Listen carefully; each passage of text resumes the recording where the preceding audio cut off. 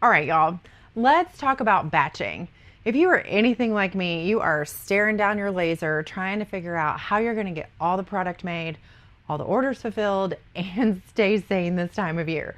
Now, I've batched thousands of products over the years, and I've learned a thing or two about what works and what doesn't when it comes to batching. So today I thought I would just share some tips and tricks so we can all save time, reduce stress, and maybe actually enjoy that holiday hustle this year. So stick around to the end because I've got a freebie that you can snag that's going to help you save so much time when it comes to batching. Okay, so why does batching even really matter? Well, the makers who stay ahead this time of year are not the fastest. They are the most efficient. And the way you get efficient is with batching out your products. So it helps you save time, it maximizes your materials, and it helps you avoid that chaos of running around like a laser blasted chicken. So I'm gonna let you in on a little secret, and that is batching actually starts with the design, not the actual production. So when you're designing, whether that's designing a file from scratch, or if you are looking at a design you think you might want to purchase, you need to be looking at it through the lens of, is this easy to cut? Is it easy to weed? And is it easy to finish? In bulk. Those are two very important words that you really need to keep in mind when it comes to batching this time of year. If something is tedious to assemble, or it takes you a long time, or if it slows you down, it slows down your process, it is going to be a nightmare to reproduce over and over and over.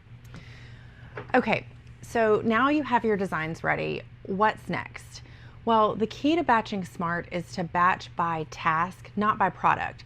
So you don't want to work on one product at a time and then move on to the next, or one order at a time and then on to the next. You want to group like things together. So here are some examples. Let's start at the beginning of the process.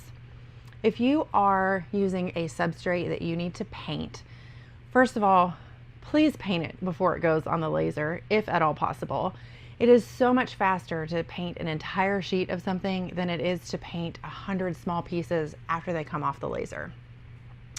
All right, so now that we've got that straight, if you're painting your substrate, go ahead and paint several sheets in several colors, your most popular colors. And that way they're already ready when an order comes in. All you have to do is cut it out and pop it in the mail. You don't have to wait for paint to dry first. So another example is to another example is to cut everything in one session. If you have multiple orders or multiple products that use the same material, while you've got the material on the laser, go ahead and cut out those multiple products or those multiple orders. That way you're getting things ready for multiple products at one time, as opposed to single orders and single products at a time. Another way you can batch smart is to use dead space. So if you've got extra material around whatever design you're cutting out, use that extra space to cut out things you typically keep in stock. So here's an example of a file that I did where I was cutting out some custom signs, and around the perimeter of the signs I had room to put some ornaments that I needed. It was made out of the same material, so while I had the material on the laser, I went ahead and cut out the signs and the ornaments.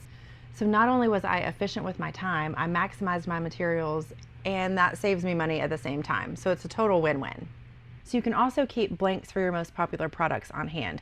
I like to keep things like some of my most popular ornaments, some baby closet dividers, some milestone markers, some cutting boards, things like that. I like to keep those on hand, so all I have to do when the order comes in is pull it off the shelf and customize it. I don't have to cut it out. That's one less thing I have to do, and the time it takes me from the time I get the order to getting it out the door is so much faster. Okay, another thing you can do is to engrave in batches. So when you are engraving a lot of the same types of things, coasters for example, you want to fill your laser bed with as many as you can fit. Don't engrave one or one set and then move on to the next. You want to set up a jig, get all of the coasters on your laser, and go ahead and do them all in one go. Now, speaking of jigs, if you are not using jigs, you are working way too hard. So jigs can save you minutes per piece, which is going to end up adding up to hours back in your day. They're going to ensure perfect placement every single time. So that keeps your quality and your consistency on point. And then it also allows you to engrave multiple pieces at a time, so you can go off and work on other things and not have to sit there and babysit your laser. So I keep a stack of jigs right behind my laser, and when I'm in production mode, I like to be able to just grab one, pop it on the laser, and get to engraving. Okay, now while we're on this subject, this is a simple shift that is going to save so much time. You want to go ahead and pre-brand your blanks. So if you are ordering a product that you order ready-made, you want to go ahead and get your logo on it right away. Now, why would you want to do that? Well, because when you get an order for something like coasters, all you have to do is pull it off the shelf and customize it. You don't have to stop and run a separate logo file on the back to engrave your logo, which that alone is going to save you 5 to 10 minutes on every single order. So like I said, fill up your laser bed and go ahead and brand everything at once, and that way it's ready to go, ready to customize as soon as you get the order. Now let's talk about finishing and packaging. I feel like I talk about this a lot, but when you are finishing whatever order you're working on, if you have multiple of those things, you want to treat this as its own dedicated session. So instead of, let's use coasters for example, instead of engraving one set of coasters, then cleaning them, then wrapping them and boxing them, if you've got a whole bunch of coasters you're working on, clean all of them in one go. Then move into the wrapping and packaging and boxing. You're going to move a whole lot faster. You're going to make a lot fewer mistakes because you are not constantly switching between tools and materials. Okay, last tip. Here is a system that is going to save your future self so much time. You are going to thank me later. Now, for all of your products, well, at least for your best sellers, you want to create a simple product spec sheet. Now, this doesn't have to be super fancy or complicated. It's just a one-pager that's going to outline all the key information you need to batch that product again quickly and accurately. So it's going to include things like the product name, the materials and where you purchased them, any settings, packaging tips, anything that is going to help you recreate that product the same way you did last time, as quickly and as efficiently as possible.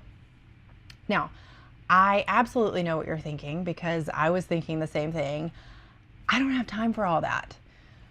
Well, if you want to dig through old order confirmations looking for where you purchased that one-off material, then be my guest. But I'm telling you, for those products that you only make a few times a year, having a cheat sheet that you can reference is going to drastically reduce the time it takes you from the time you get the order to the time you get it in the mail. Plus, if you ever lose the file or you move computers, you're covered. You've got at least a paper copy. And then if you ever plan to hire help in the future, this product spec sheet is going to set them up for success. They are going to be able to come in and get started right away, and that saves you on all of those back and forth Q&A sessions. Everything is outlined in one cheat sheet, and they can just fire up the laser and get to cutting. Now, I'm going to make this super easy for you. All you have to do is click the link in the description and you can grab my free product spec sheet template. It's the same one I use, and you just fill it out for each of your products, and then you can use it every single time you batch that product again. All right, y'all, it does not have to be a scramble this time of year. With smart batching and a few systems in place, I think we're not only going to survive this season, but we are going to absolutely crush it. So if this video gave you any helpful tips, hit that like button, poke that subscribe button, drop a comment letting me know what your favorite batching tip is, and I'll see you on the next one.